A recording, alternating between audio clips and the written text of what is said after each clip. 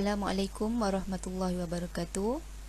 Dalam video kali ini saya akan menerangkan sambungan bab 1, iaitu bagi subtopik 1.3 bentuk-bentuk perniagaan lain.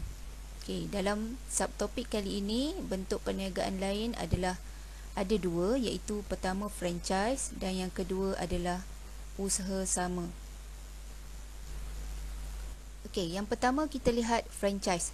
Franchise ni merupakan hubungan antara dua pihak dari segi perjanjian urus niaga antara franchisor dan franchisee. Okey, di sini saya sertakan ada dua jenis perniagaan berasaskan franchise, iaitu KFC dan juga Pizza Hut. Okey, ciri umum franchise mengikut Akta Franchise 1998. Yang pertama, perniagaan mesti dikendalikan mengikut sistem yang telah ditetapkan oleh franchisor. Okay, maksudnya terikat dengan perjanjian mesti mengikut sistem ataupun peraturan yang telah ditetapkan oleh franchisor. Okay, yang kedua, perniagaan yang dijalankan mengikut tempoh yang telah ditetapkan dalam perjanjian. Maksudnya wujud perjanjian dari segi tempoh. Yang ketiga, franchisee berhak untuk menggunakan cap atau rahsia dagangan milik franchisee.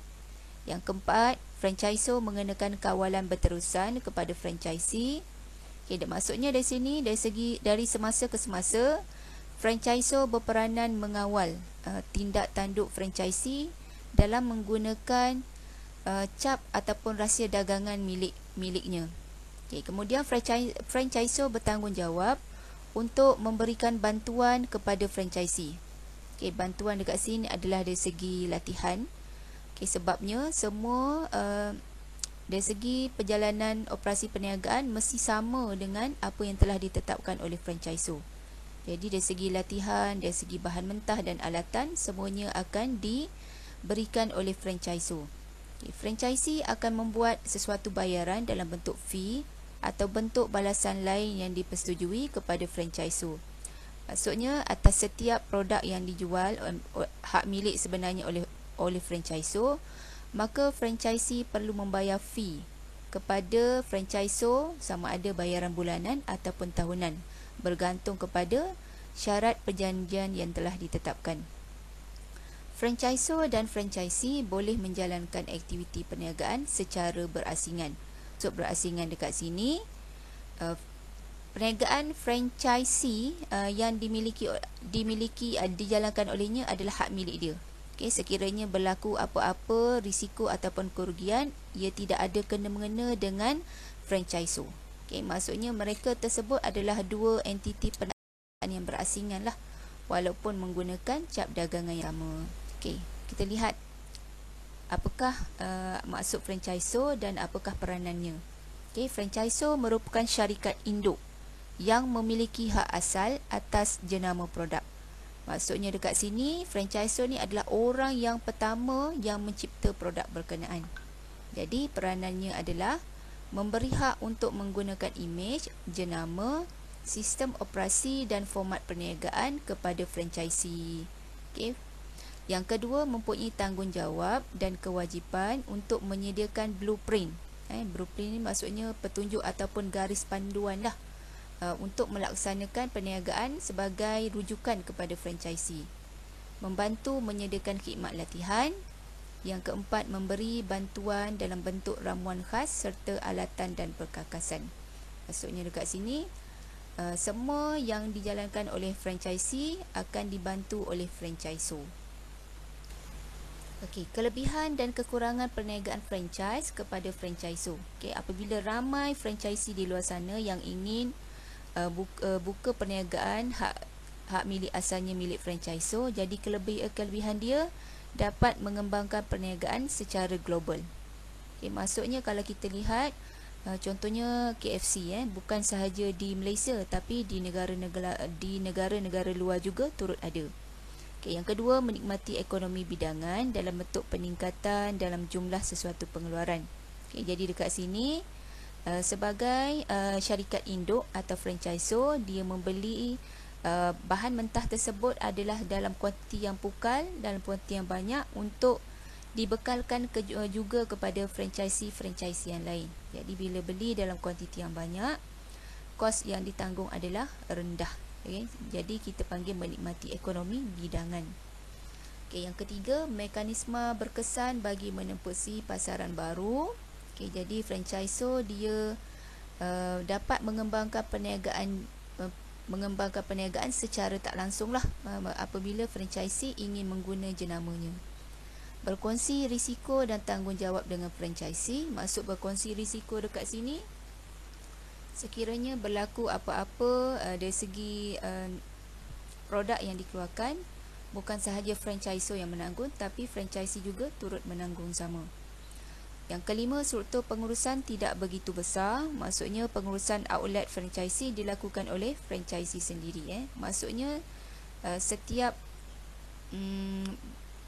franchise yang dibuka akan ditanggung oleh pemilik itu sendiri, bukan di bawah tanggungjawab franchisor. Okay, kekurangannya adalah boleh menjejaskan reputasi franchisor sekiranya franchisee tidak memenuhi kualiti produk yang ditetapkan. Okay, maksudnya kat sini sekiranya franchisee tu tidak ikut peraturan yang telah ditetapkan, jadi secara tak langsung dia akan menjejaskan nama baik franchisor. Yang kedua, peningkatan dalam kos sokongan operasi untuk franchisee disebabkan kos promosi dan semua bahan ditanggung oleh franchisor, jadi kos yang ditanggung oleh franchisor semakin meningkatlah. Yang ketiga, kesukaran memilih franchisee yang baik dan berdaya saing. Okay, maksudnya sukar untuk mengenal pasti franchisee yang orang kata jujur dalam menjalankan perniagaan. Okay, supaya nama baik franchisor tidak terjejas. Okay, kita lihat franchisee. Okay, franchisee ni merupakan syarikat yang membeli hak kebenaran. Maksudnya dia mendapat kebenaran menggunakan jenama yang dimiliki oleh franchisor. Okay, ciri-ciri franchisee ni, yang pertama, untuk menjalankan aktiviti perniagaan mestilah mengikut peraturan dan sistem piawaian yang telah ditetapkan oleh franchisor. Dia tak boleh buat sesuka hati dia lah perniagaan tersebut. Segala mematuhi peraturan. Okay, next, kelebihan dan kekurangan perniagaan franchise kepada franchisee. Okay, kelebihan dia yang pertama, memiliki dan menjalankan satu perniagaan yang sistematik. Okay, jadi dia dah ada bentuk yang seragam, dia tak perlu susah-susah nak fikir macam mana nak menguruskan perniagaan kerana semuanya telah disediakan oleh pihak franchisor. Yang kedua, reka bentuk yang seragam. Maksudnya dekat sini semuanya adalah seragam dengan perniagaan yang dimiliki oleh franchisor. Yang ketiga, mendapat sokongan pengurusan daripada franchisor. Risiko kegagalan perniagaan rendah. Yang kelima, jenama terkenal dan jaringan perniagaan yang lebih luas. Okay, biasanya perniagaan franchise ni jenamanya dah pun terkenal. Jadi sebagai franchisee dia tidak perlu bersusah payah untuk membuat promosi yang orang kata promosi secara besar-besaran lah untuk memperkenalkan jenama tersebut sebab telah pun terkenal di dalam pasaran. Yang keenam, tidak perlu banyak pengalaman dalam perniagaan. Maksudnya franchisee yang tak ada pengalaman pun boleh juga buka perniagaan franchise ini. Okay, kekurangannya adalah perlu mengawal kualiti barang kerana boleh menjejaskan nama baik franchisor. Di sini franchisee mesti ikut kawalan mutu barang. Okay, supaya apa yang dibekalkan tersebut sama seperti yang telah ditetapkan oleh franchisor.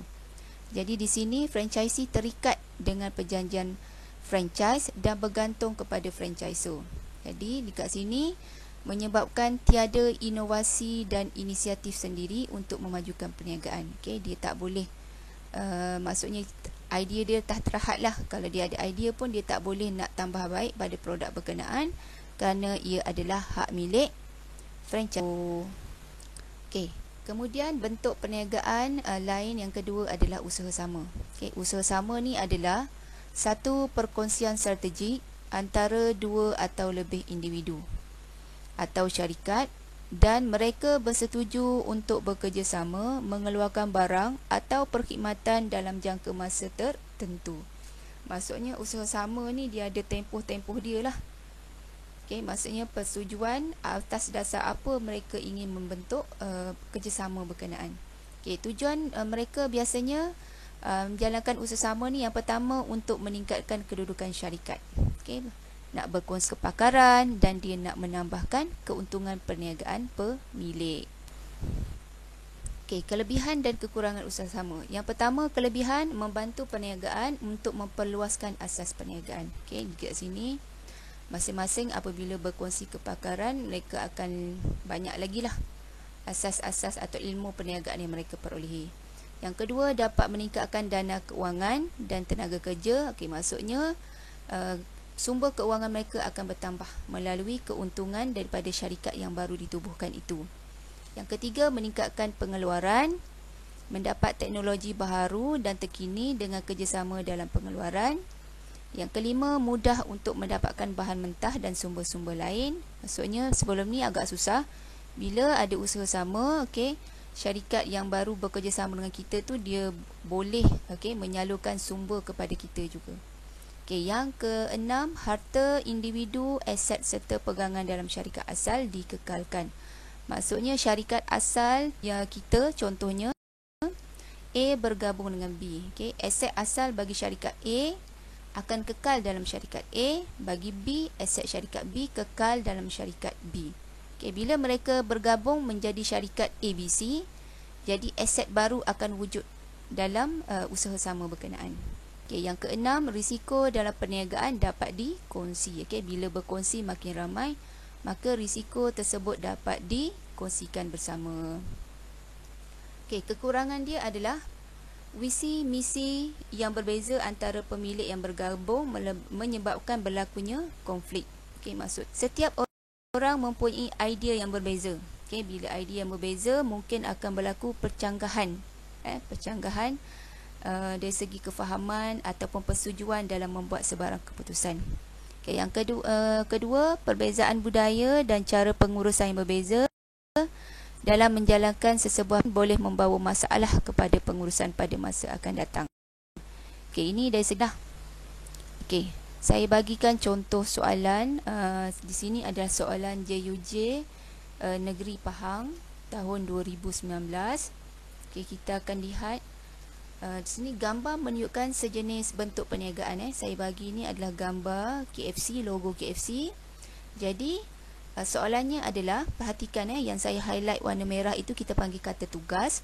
Kata tugas di sini pelajar kena tahu dengan perkataan jelaskan perlu beri fakta, huraian dan contoh. Okey, kehendak soalan adalah kelebihan. Okey, jelaskan kelebihan syarikat yang membeli hak kebenaran menggunakan jenama produk tersebut. Okey, dia nak kelebihan syarikat yang membeli. Okay, syarikat yang beli ni merujuk kepada franchisee. Apakah kelebihan yang franchisee perolehi dengan menggunakan jenama produk tersebut? 4 markah. Okey, jadi dengan kata tugas jelaskan, pelajar perlu beri fakta, huraian, contoh. Ketiga-tiganya diterima pakai, semua diterima. Jadi apakah kelebihan franchisee kepada franchisee tersebut? Okey, mesti ada perkataan tersebut. Menjawab pada soalan ada tersebut ialah memiliki dan menjalankan satu perniagaan yang sistematik. Okay, maksudnya dah ditetapkan oleh franchisor, reka bentuk yang seragam. Yang ketiga, mendapat sokongan pengurusan daripada franchisor. Okay, sokongan pengurusan tu dari segi latihan, bahan mentah dan juga alatan. Risiko kegagalan perniagaan rendah sebab dikongsi bersama. Yang kelima, jenama terkenal dan jaringan perniagaan yang lebih luas. Dan yang keenam, tidak perlu banyak pengalaman dalam perniagaan. Okey, markahnya 4, tapi di sini saya bagi 6. Okey, seelok-eloknya pelajar juga beri jawapan yang lebih daripada markah yang diberikan lah. Mana tahu dalam jawapan yang kita bagi yang pertama hingga 4 tu ada yang kurang tepat atau kurang jelas. Okey, sekurang-kurangnya jawapan yang kelima dan keenam tersebut akan dapat memberi markah penuh kepada pelajar. Okey, jadi itu sahaja untuk dalam video kali ini. Terima kasih kerana menonton. Assalamualaikum. Jumpa lagi dalam video akan datang. dan jangan lupa subscribe channel saya. Terima kasih.